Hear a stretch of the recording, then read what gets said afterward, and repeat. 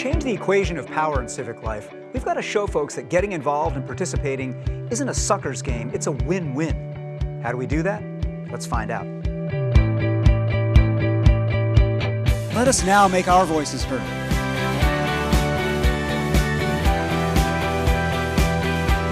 I pledge to serve and to push my country. I pledge to live like a citizen.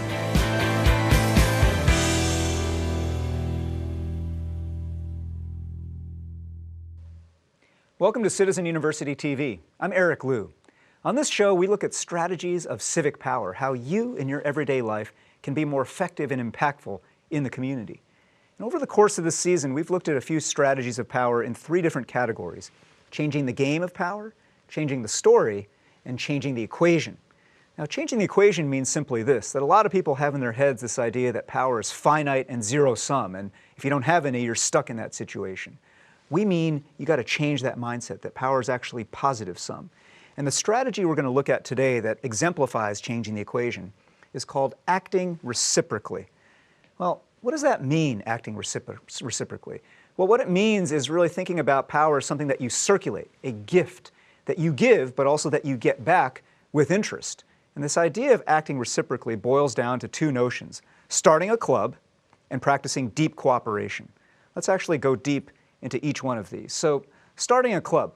What I mean by that, actually, one way I've shorthanded it is simply this idea of be like Ben, by which I mean Ben Franklin. Benjamin Franklin, as some of you may know, was an inveterate club starter. He couldn't help it. He was just almost addicted to making clubs. There were just tradesmen's groups, the first subscription library, the first volunteer fire department, the Pennsylvania militia, the academy that ultimately became the University of Pennsylvania. The guy could not help it. He loved organizing, and he loved organizing with a spirit of sociability. It wasn't just kind of come and eat your vegetables and do your duty. It was this sense of let's join, let's play, let's create together, let's learn from each other, and let's actually support each other. And that spirit of mutuality is so fundamental to the idea of starting a club in civic life. Actually, today in the 21st century, Citizen University has partnered with the 92nd Street Y in New York and the Hoover Institution at Stanford University to start something called the Ben Franklin Circles. And what these are circles of friends, neighbors, colleagues, strangers in some cases, who agree to come together once a month for 13 months. And every month they spend time reflecting on how and whether they've been able to live up to one of the 13 virtues that young Benjamin Franklin wrote about and practiced from the time he was a young person, and he wrote about in his autobiography. And these virtues, like prudence and temperance and justice, are things that, it's not easy every day to live up to. But if you create a circle of other people where you know that you're kind of on the hook for examining whether you've been just or you've been temperate, then it actually changes things. And that spirit of starting a club and activating that spirit of mutual aid makes a big difference. Another example is something else we've done at Citizen University, and that is we've launched something called the Civic Collaboratory. Now, the Civic Collaboratory, on one level, is a network of really interesting civic innovators drawn from all across the United States, from all different silos of civic work, whether it's veterans, immigrant rights, civic education, civic technology. They come from the left and the right. But on a deeper level, what this is a mutual aid club. Every time we get together, several members actually, like in this photo right here, several members get present to the rest of the group a project that they're working on, a problem they're trying to solve. And the rest of the group has to offer not just commentary or critique, but actually make hard commitments of help. Investments of social capital, ideas capital, institutional capital, maybe even money capital. Now, why would you do that? Because in the best possible sense, what goes around comes around. And if you actually invest and lean into your colleague now, next time when it's your turn to be in rotation, they will do the same for you. And that spirit of mutual aid is fundamental to practicing this kind of reciprocal power. That's what we do at the Civic Collaboratory. Well, this also brings us to the second notion that I want to talk about here today, and that is practicing deep cooperation. Now, what do I mean by that? I mean actually thinking about our involvement as citizens, not just voting or signing petitions or doing things like that, but actually getting a layer deeper into responsibility for the outcome, into ownership of the process, so that if things go wrong or things go a way you don't like, there's nobody to blame but you and the circle of people who've together taken ownership of the issue. So one great example of this, which we've actually talked about on the show before, is the participatory budgeting movement. This is a movement that started 30 years ago in Porto Alegre, Brazil, and has spread all over the world now, and all over the United States. And the movement operates on this simple idea. They take chunks of city budgets, municipal governments, and instead of having city bureaucrats and policymakers decide how to spend that money, they take that chunk and they put it aside and they invite citizens to figure out how to spend it. Now, in Seattle, where this project has been unfolding, the money has come from programs for youth. And so they've actually empowered a youth panel to say, here's $2 million. How would you spend it? And all of a sudden in that moment, it changes the equation. All of a sudden, these young people are not just frustrated, they're not just alienated outsiders, they're not just people complaining about what the city does or doesn't do for youth. Actually now, they have responsibility for saying, okay, here's how we would spend the money, here's how we would allocate it. And when you have that responsibility, you realize you've got to make trade-offs. You've got to set priorities. There are certain things maybe you can't do right now. And all of a sudden, you're a co-creator, not a spectator. And that shift in mindset is really powerful and really important for this practice of deep cooperation. Another example of this is founded by this guy, Bob Woodson. Bob Woodson is a great guy, a MacArthur Genius Fellow. He started an organization that originally was called the Center for Neighborhood Enterprise. It recently changed its name to the Woodson Center. But what the Woodson Center does fundamentally is it operates on this principle that there is more capacity in the community than the government sees or recognizes. Bob starts from this premise in working in low-income communities of color, mainly in African-American communities, in cities all around the U.S., Gary, Indiana, Milwaukee, Washington, D.C., in these communities where a lot of times because of youth violence, gangs, poverty, so forth, drugs, the first instinct is to say, well, government's got to solve a problem here. And what Bob and his colleagues have done is to say, no, what has to happen is that the people who live here have to have their capacity tapped and invited and channeled so that they can actually be co-authors and co-creators of the solution. And so that means activating kinship networks, churches, small businesses, so that there's a sense of responsibility and mutual aid. When a young person falls through the cracks in the foster care system, they catch that person. When there's a problem, a budding problem of kids in gangs here, you've got faith leaders intervening. So long before you get the police or you get welfare agencies engaged, Bob is trying to build this practice of deep cooperation in these communities. And that practice is something that is so fundamentally forgotten in civic life. Now, you can call this conservative or liberal, but this practice, this need to rebuild citizen muscle from the bottom up, is happening all around the country in both places that are red and blue. And Bob himself started as a progressive and now is an advisor to Paul Ryan on urban poverty. But there are people who've made the similar journey in the other direction, who started on the right and have moved left, but they all believe in deep cooperation. So thinking about these notions of deep cooperation as well as this notion of starting and joining a club, it reminds us that all of this work fundamentally is about recognizing that power is a gift. And that most of the time we're just throwing that gift away, throwing that power away heedlessly. But if we invest it and circulate it intentionally to those individuals and institutions that will cycle it back, we can actually generate more power in the community, we can generate more of a spirit of reciprocity, and we can change the equation in civic life. For one good example of how this unfolds in Seattle, let's actually take a look now at the Hillman City Collaboratory. They're a great organization in South Seattle that is activating this very spirit of acting reciprocally to create change.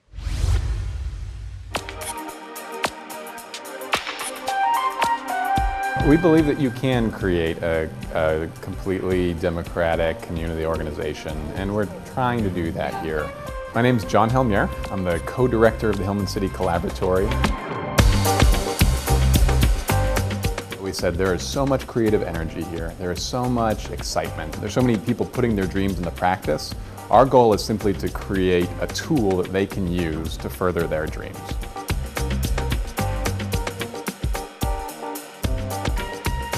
So we're all about self-determination at the Collaboratory, helping people create their own preferred future, but we need help. And so over time we've developed a whole slate of programs and offerings to the community, from a co-working space to a community teaching kitchen where people can learn cooking and culture through kitchen space, to a drop-in center for particularly for houseless people, but really for anybody to come in and connect, to a community garden space, and then here to this event and mixing chamber.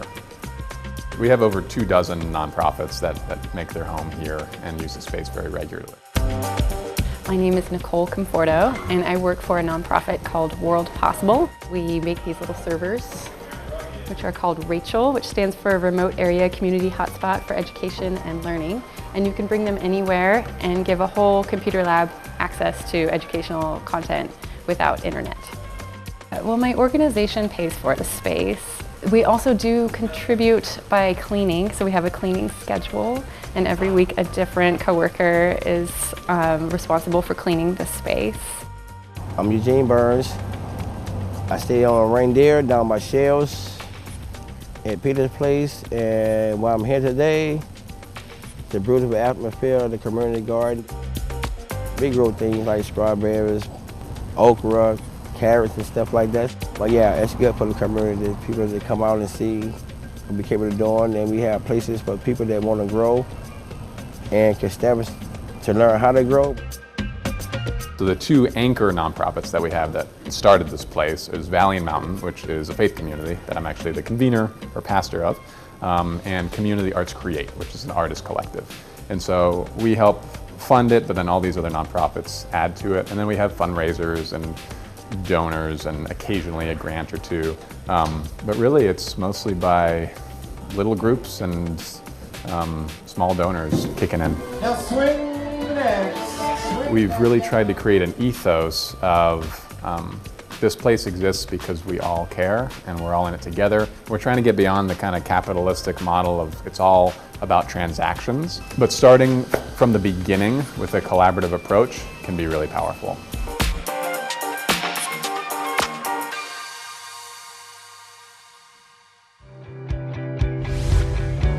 To help us explore this idea of acting reciprocally in civic life, we're joined now by Oskar Zambrano. He's the Director of Civic Engagement and Advocacy at the Latino Community Fund. Oskar, welcome. Hi, thank you for having me. So tell us first just about what the Latino Community Fund does and how you all work.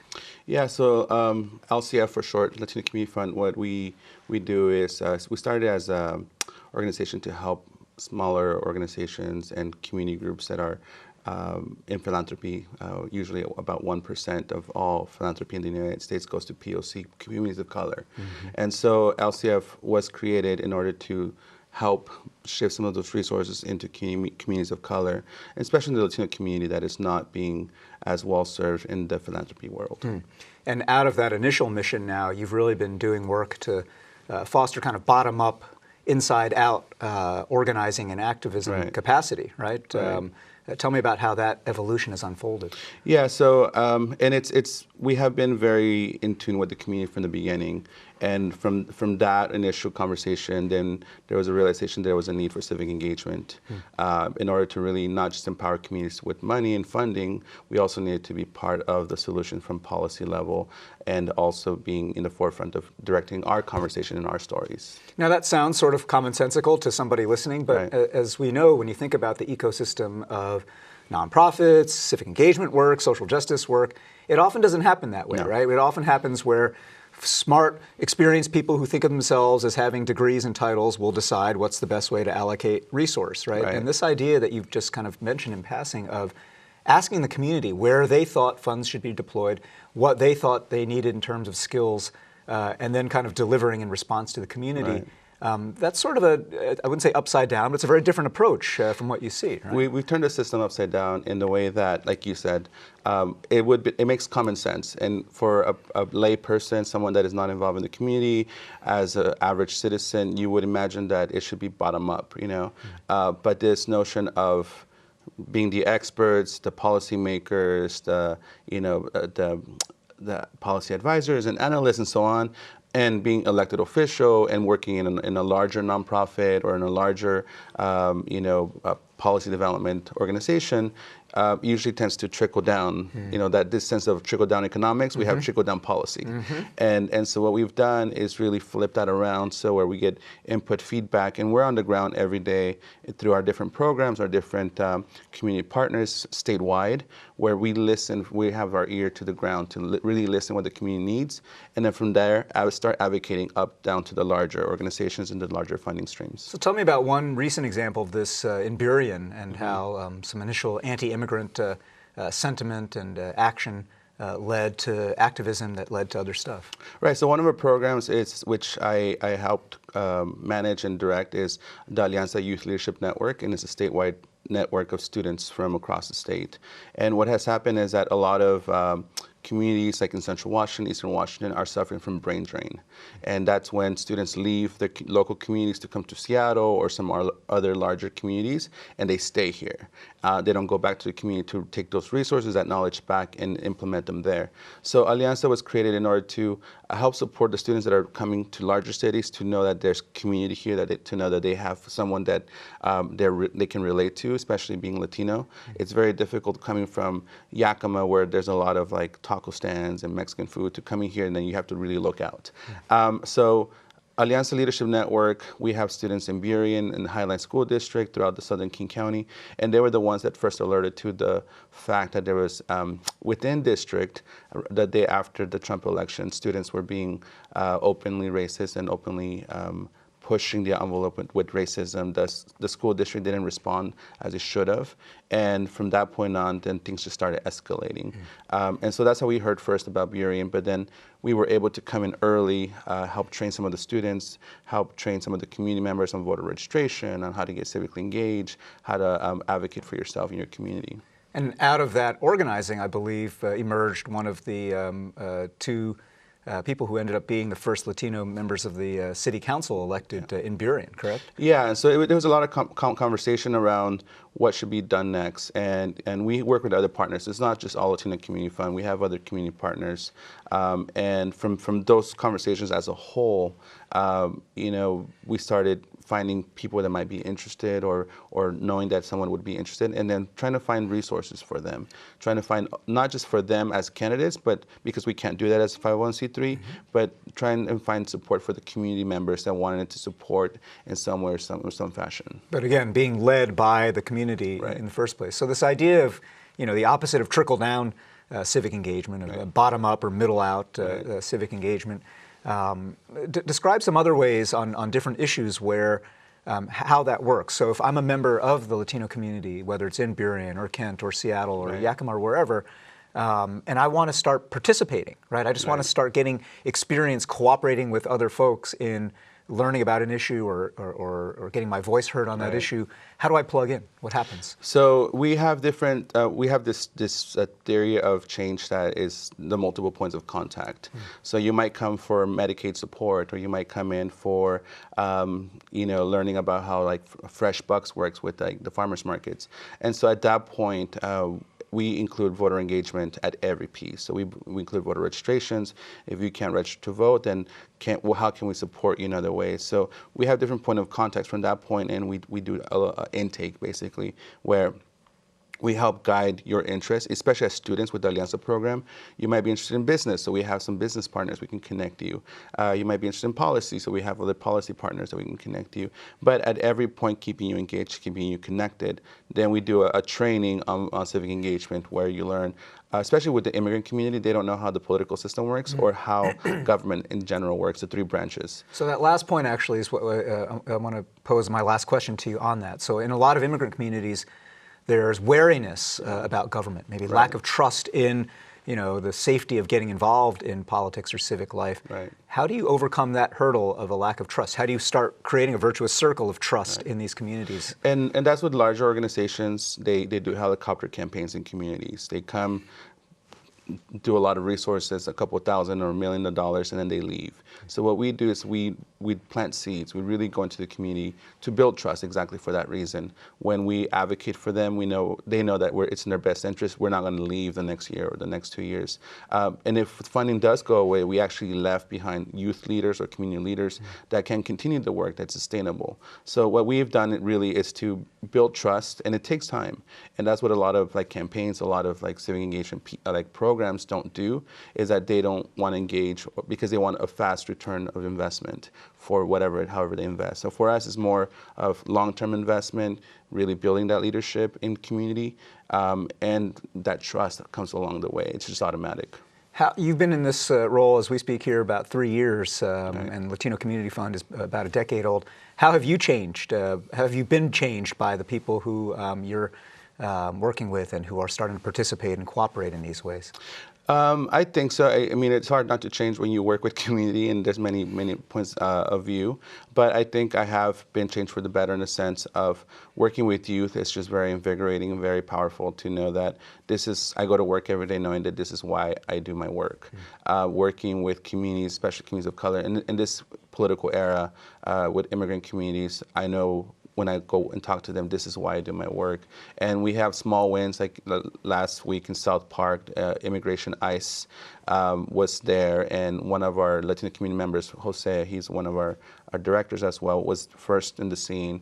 He connected with all of our network of the Latino Equity Network. We connected with the Washington Immigrant Solidarity Network, which we're part of, and we were able to push away ICE from this condominium or this apartment building. Where they were about to conduct a warrantless search, right? Exactly. Yeah. And so that was community coming together. And to me, when I see these examples and why we do what we do, that is what's really invigorating for me. And as a person, I can only just change for the best. And it gives me more hope, and it gives me a louder voice to advocate for what is right versus what should we be doing. Well, thank you, Oskar, for Thank your you. example and the work of Latino Community Fund. Thank you very much for inviting me. Yeah. My guest today has been Oskar Zambrano. He's the Director of Civic Engagement and Advocacy at the Latino Community Fund. You can find out more about them at latinocommunityfund.org.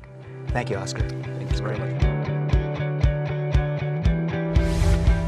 So to recap, we've been talking today about a strategy of civic power that we call acting reciprocally, activating the power of reciprocity to create power. And we've talked about two dimensions of that work. The first is to start a club, or as we put it more colloquially, be like Ben Franklin. Remember to create circles of mutual aid wherever you can, where people are helping each other and not just each doing their own thing. When you build that muscle for mutual aid, you activate a different kind of civic empowerment that is more and more necessary in our community life. And the second piece was practicing deep cooperation. And that means getting yourself and others in civic life out of the mindset of being a spectator or a critic and being a contributor, a co-creator, and a co-author. And what this means is actually taking responsibility from the inside out, the inside of yourself, the inside of your community. And I think, there's a cliche about power that comes from, among other places, Spider-Man, that with great power comes great responsibility. But I think the converse is also true. With great responsibility comes great power. That is, if you invite people to take more and more responsibility of their problems, of their opportunities, of their challenges, they build power. You build power. And that's super important in acting reciprocally. Well, every episode we love to take questions from you, viewers, through social media, and we've got a couple of really good ones here today. The first one comes from Kathy on Facebook. Is signing petitions really effective? If not, what is the most effective way to make our voices heard? I would say the short answer is yes, always. I mean, if you got a petition on something that you care about, putting your signature on there, clicking like on it, or clicking yes on the petition can't hurt. It can always help. But the fact that signing a petition is so easy should also make us reflect on what are the kinds of engagement that are a little harder, that require a little bit more investment of your capital, your effort, your energy. And think about those and how you could actually apply deeper kinds of energy and power to different issues. There's always going to be some issues, whether it's the recall of a bad judge or trying to change GMO labeling on foods, where petitions and the kind of accumulation of lots and lots of signatures can make a big difference. It's a form of representing people power. But there are other times where you've got to be more precise about what you're trying to move in the power structure and which decision maker, which policy maker you're trying to apply pressure on. And in those cases, a petition may not be as effective as simply mobilizing a really vocal group of constituents or an affinity group of constituents that decision maker will care about, or maybe getting the media to focus a lot of attention on something, or maybe it's doing something else like getting donors to care about things and make a little bit of noise, because politicians do in fact, whether you like it or not, respond to their donors. So thinking about those other pressure points as part of a wide set of tools that you have that include signing petitions, that's good practice of citizen power. The second question we've got here comes from Stephanie on Facebook, and it's another good one right now in this moment. With all the fights to fight out there, how does one prioritize how and where to leverage their civic power? And I like to think about this in two ways. The first is you've got to focus your energies, right? These are times right now where there are fires popping up and burning all across the civic landscape, and it can be very draining to think about, gosh, it's my job to put out every single one of these fires, or it's my job to play whack-a-mole with every one of these tweets that are coming out of the Oval Office right now. But if you focus on your issue or your passion or your concern and go deep on that, you can harness some energy in a way that will be useful. That's number one. But the second thing I would say is this, and it relates a little bit also to Kathy's question. You've got to take stock of your own power. What are the kinds of power that you personally and those in your circle can bring to bear? Right? For some of you, that will be people power. You can get lots of people together. For others of you, it'll be money power. You can write big checks. You know others who can write big checks. For others still, it'll be ideas power, that you're really good at framing ideas or putting new ideas out there that capture people's imagination. Once you take stock of what kind of power you have more than others, what kinds of ways you can deploy your particular forms of power, then you've got to make a very simple choice. Am I going to hoard that or am I going to circulate it? Right? Don't hoard. Think about circulating intently, circulating with purpose. If I've got a lot of people power, then I care about a given issue, police brutality, poor funding of schools, then I got to mobilize that people power that way, right? But if people power is my thing and money power isn't my thing, then I shouldn't be spending a whole lot of energy trying to raise big dollars, right? Thinking about where your competitive contribution, your competitive advantage can be in civic life is another part of answering this question and being a good citizen. Well, we love to hear your ideas, your questions, your comments, so just contact us any one of these ways. Email us at contact@seattlechannel.org or reach us through social media on Facebook or Twitter. We'd love to hear from you. Well, that wraps this episode, and we hope you'll think hard about how you can change the equation of civic power in our communities by acting reciprocally. I'm Eric Liu. This is Citizen University TV. Thanks for joining us.